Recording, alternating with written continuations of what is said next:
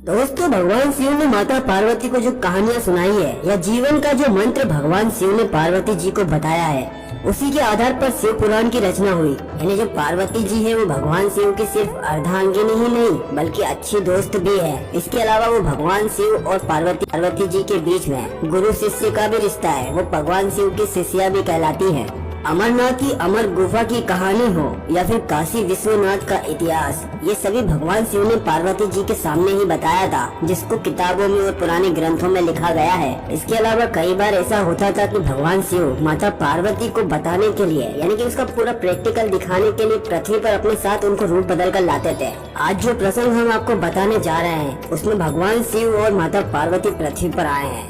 हमेशा की तरह उमापति दोनों मिलकर कैलाश पर्वत पर बैठे थे। अब वहाँ से माता पार्वती ने देखा कि पृथ्वी पर इतने अच्छे लोग हैं, भगवान शिव के मंदिर में जाते हैं, पूजा करते हैं, गरीबों में दान करते हैं, रोज प्रार्थना करते हैं। कई लोग ऐसे हैं जो बहुत अमीर हैं, जो मंदिर के बाहर बैठे गरीबों में खाना बंटवा रहे हैं। कई सारे आते हैं, साल बंटवा रहे हैं, कोई पैसा दान कर रहा है। ये सब लोग बहुत अच्छे हैं, लेकिन कोई ना कोई इच्छाओं से ये सभी लोग दुखी हैं। कोई संतान चाहता है, कोई और ज्यादा धन चाहता है, कोई संप्रदा चाहता है और उसी की मांग करने के लिए भगवान शिव के मंदिर में आते हैं। यही बात पार्वती जी ने भगवान शिव को बताई और महादेव से पूछा कि आप इन सभी भले लोगों की इच्छाएं पूरी क्यों नहीं कर देते हो? ये लोग इतना कर्मकांड करते हैं, फिर भी इन्हें आस्था का लाभ क्यों नहीं मिलता है? अब भगवान शिव बोले कि धार्मिक कर्म कांड होने पर भी कुछ मनुष्य जीवन में जो आडंबर छाया है उसका दिखावा करते हैं, ये अनावश्यक है। ये लोग धार्मिकता का दिखावा करते हैं। भगवान शिव बोले, यहाँ से देखने पर ये लोग तुम्हें अच्छे लग रहे हैं, चलो इनकी परीक्षा लेते हैं। उसके बाद भगवान शिव ने गंदे से दिखने वाले एक कोढ़ी का वेश बनाया और माता पार्वती ने उस कोढ़ी की पत्नी के रूप में एक ऐसी साध्वी का वेश बनाया जो बहुत सुंदर थी।